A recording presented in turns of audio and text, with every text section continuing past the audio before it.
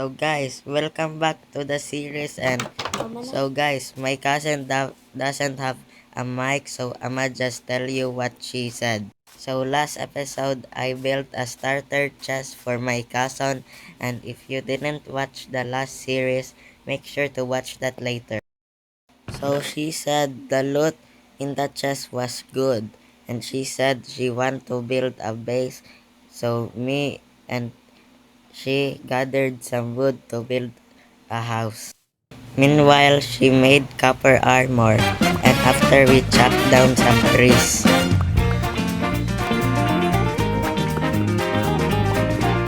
And after we chopped down some trees, I caught a fish and comment in the comment section what to name this guy.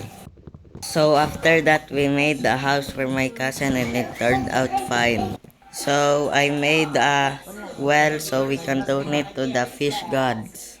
So after that, we made a cow farm, sheep farm, chicken farm, and a pig farm. But we didn't have any potatoes or carrots for the pig, and we just in the next episode we're gonna go find some pigs. Bro, this cow is taking so long.